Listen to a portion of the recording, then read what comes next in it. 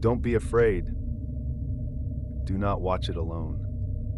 Only one of the stories is based on a true story. Can you guess which one? The boy in my apartment. This story still haunts me, and I swear, everything I'm about to tell you is real. I couldn't sleep that night. You know those nights where you just can't get comfortable? You toss, turn, twist under the covers, and the silence in the room starts to feel too loud? Yeah, it was one of those nights. I was lying in my bed, the fan was spinning slowly overhead, and no matter what position I turned to, something just felt off. I was wide awake, but my body was heavy, like something was pressing down on me. I turned to my side, facing the edge of the bed, and that's when I saw him. There was a little boy, just sitting there at the edge of my bed. His tiny hands were folded on the mattress, his head resting gently on top. He smiled at me, but not just any smile. His smile was perfect, too perfect. His eyes were a deep, glowing blue, and they sparkled almost hypnotically. He didn't say a word, just stared at me, smiling. I blinked.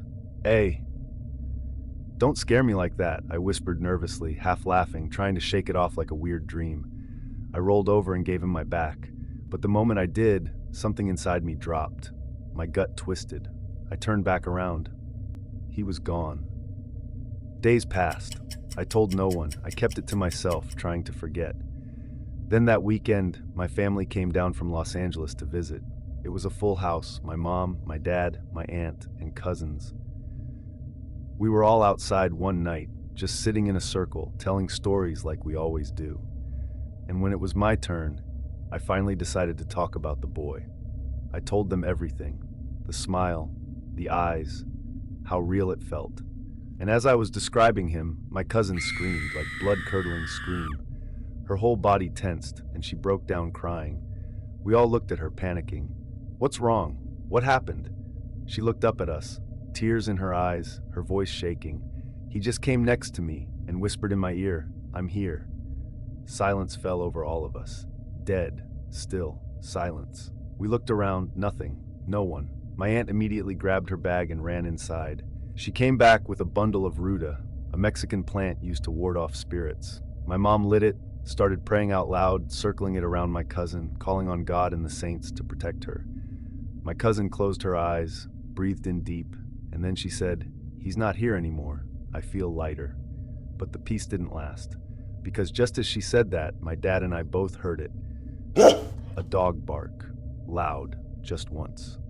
We turned toward the sound. 1 second, and we both saw it at the same time. A large black dog standing at the corner of our apartment building. Its eyes glowed faintly in the dark. It didn't move, it just stared for a few seconds, and then it vanished. Gone. No barking, no footsteps, just gone.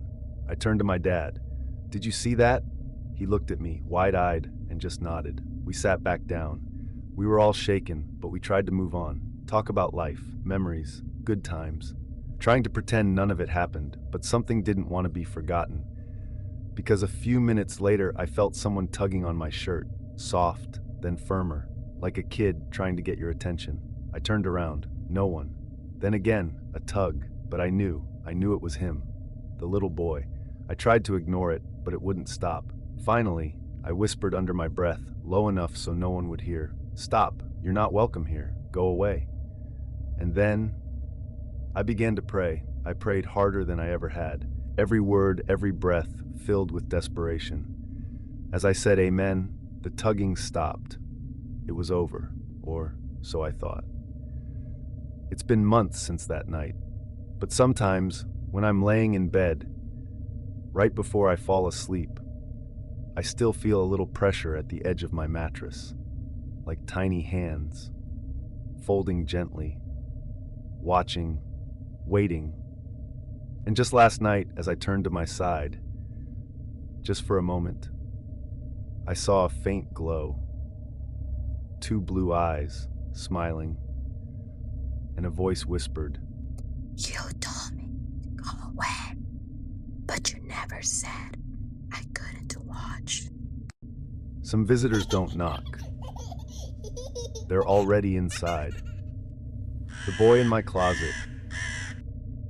Not all ghosts haunt places.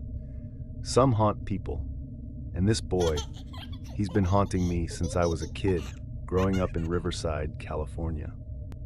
I was 6 years old, sleeping in my room in our old Victorian house on Magnolia Street. I woke up to scratching coming from my closet. At first, I thought it was Fluffy, our cat. But when I opened the door, I saw him. A little boy, maybe my age, crouched in the shadows. His skin was pale, almost gray, and his eyes, empty but piercing, like he was staring straight into me, and his smile, way too wide, like he knew something I didn't. He whispered in a voice that didn't belong to a child. Close the door, or you'll get out. I slammed the closet door and ran to my mom. She turned on the lights. Nothing. Just my clothes, my little toy train set. Nothing unusual. But when I looked down, I saw tiny gray fingerprints on the inside of the door like someone had reached out from the shadows. I tried to forget him, but a few years later, when I was 16, he came back. I was in my bedroom, studying for finals at Riverside High. The scratching started again. I turned toward my closet. The door was already open. Inside, nothing. Just darkness. But then 2 pale hands slowly slid out, and that voice whispered again. You shouldn't have opened it, Carlos. Since then, he hasn't just stayed in the closet. I see him everywhere.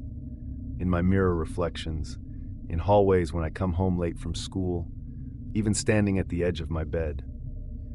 Sometimes he giggles. Sometimes he tugs at my sheets when I sleep. Sometimes I hear him whisper my little brother Miguel's name, even though Miguel is asleep in his own room. Last night, it happened again. I was in my apartment in downtown Riverside, 3 a.m. The closet door slowly creaked open. From the darkness, his voice whispered, It's not me you should be afraid of. "The boy is not alone." So which one did you think was the one based on a true story? Leave your answer in the comments, and I will give you the answer on the next video. There's two. ¿Se oyó un grito? Ahí hay dos. Yo miro dos. I see 2 shadows right there. I don't see no one. Sombras. What the fuck? I'm about to go.